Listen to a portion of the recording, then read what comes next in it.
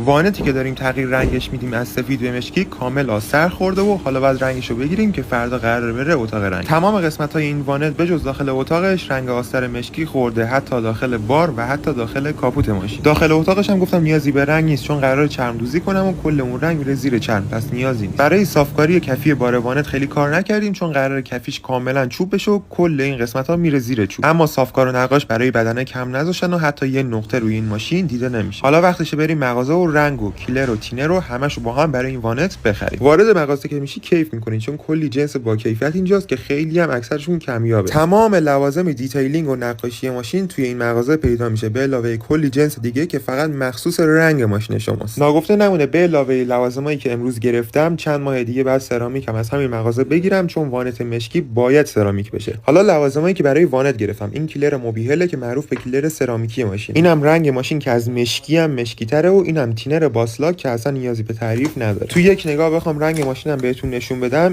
این رنگ ماشینه که از مشکی گفتم خیلی مشکی‌تره، مشکی زاغ سرامیکیه. حالا فکر کن کیلر موبیل هم میخواد بیاد روی این رنگ که دیگه اصلا چی بشه. آقا خلاصه این وانت قرار فردا بره اتاق رنگ و ما براق تحویلش بگیریم. برای دیدن ادامه فیلماش میتونی پیجمو فالو کنی.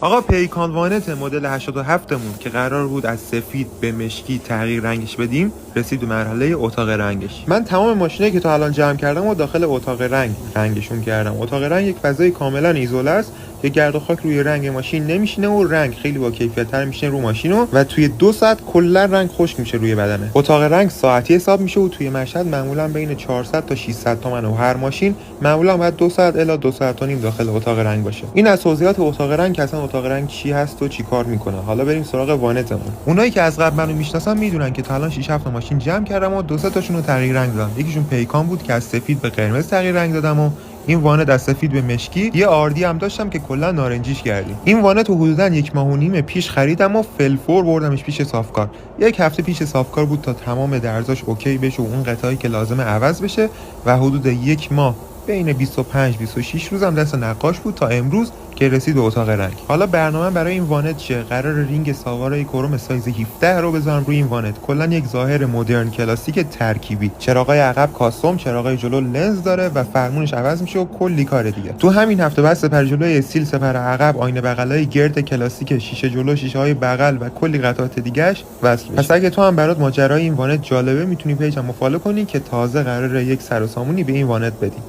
دیگه واقعا نوبت وانته که سپر و چراغاش وصل بشه. کلی خرت و پرت و وسایل گرفتم برای اینکه رخ پیکان تکمیل تر بشه. از پیچای گل سپر پیکان بگیر تا خود سپر استیل و نبشی و جلو پنجره و پرچای پلاک تا خود زه لبه کاپوت، زه سینی و کلی لوازم دیگه. شاید با خودت فکر کنی که چقدر هزینه کردم، ولی خب باید بگم که کل این لوازم‌ها زیر 3 تومن جمع شد. پیکان از اون ماشیناست که جمع کردنش خیلی حوصله میخواد، ولی لوازمش اگه حوصله داشته باشی پیدا کنی خیلی ارزون و مفت. مکمل رنگ مشکی همین استیل بازیشه. استیل بازی توی رنگ مشکی خیلی جذابه. برای همین سعی کردم تا جایی که میشه فقط چیزای استیل روی این ماشین کار کنم. از سپراش بگیر تا آینه بغل و لوازم دیگه. چراغای جلو عقب ماشینم بگم که فعلا موقتیه تا طرحهای کاستومش برسه دستم و سری وصلش. بریم رخ وانت تا اینجای کار با کی نبودنش که اینا به هم نمیخوره، ولی در نهایت رخ نهاییش اصلا قابل مقایسه با الانش نیست و همه این اشکالات رفت و مثل همیشه ادامه ماجرای این وانت داخل پیجمه.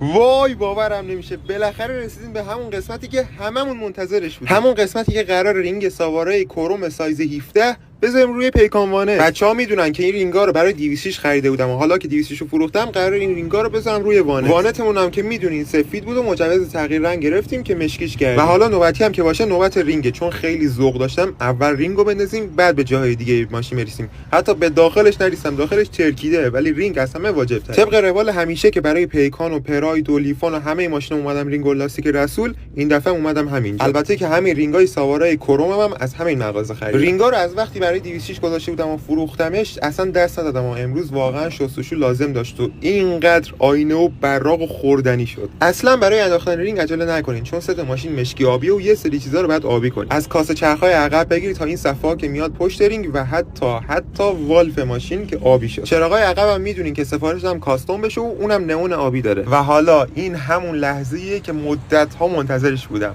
و اینجوری شد که ماشین اینقدر خوشگل شد. و حالا ما اینجا یه پیکان وانت مدل 87 داریم که تغییر رنگ پیدا کرده از سفید به مشکی و حالا یه رینگ سایز 17 کروم زیر این ماشینه. هنوز خیلی زیاد برنامه برای این ماشین دارم، مثل کف بار چوب، شیشه‌های دودی، ارتفاع بیشتر، چراغ عقب جلوی کاستوم و کلی چیز دیگه. و اگه ویدیوهای جمع کردن این وانت برای جذابه میتونی پیجمو فالو کنی و ویدیوهاشو ببینی.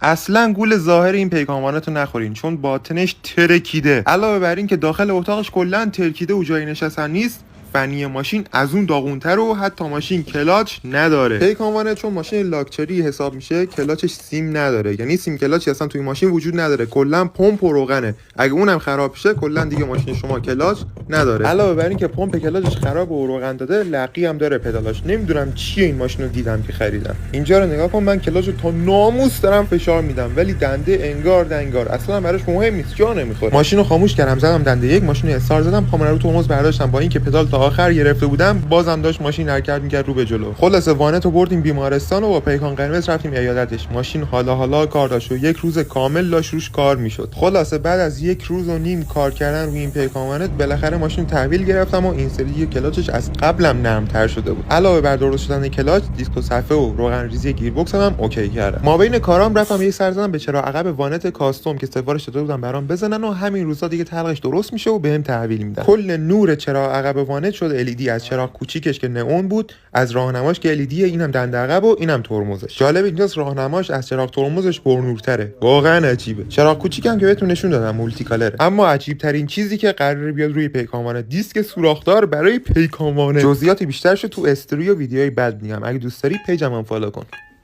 مانیتور روی پیکان وانت مشکی، بریم نصبش کنیم. اینم رودریای قبلیش که برای پیکان وانت نو خریدم، اینم دوربین دنده عقب برای پیکان وانت. چیزایی تو این پیکان وانت قرار نصب بشه که تا حالا تو عمرش ندیده. پیکان وانت رو بردم پیش نصاب سیستم و بهش گفتم آقا این مانیتور هر جور میتونی بعد نصبش کنی روی این پیکان وانت. نشد و نمیشه نداریم، هر جور میتونی فقط نصبش کن. برعکس مانیتور کوچیکی هم نیست، اینقدر گنده است اصلا داشبورد پیکان این حجم از مانیتور رو نمیتونه تو خودش جا بده. ناگفته نماند سیم کشیای پخش و باند وانت افتضاح بود و خیلی زحمت کشیدن که این مانیتور رو بتونن اینجوری روی پیکان وانت نصب کنن. این ویدیو چون خیلی هول هولکی شد نمیشه تمام جزئیات سیستم این پیکان رو بگم و حتی دوربین دنده عقبش رو بهتون نشون بدم. بهتون قول میدم که توی ویدیوی بعدیش کل 90 ثانیه رو روی مانیتور این پیکان و آپشناش کار کنیم. خلاصه داستانه این پیکان وانت از دیروز خودش هم داره عجیب تر میشه.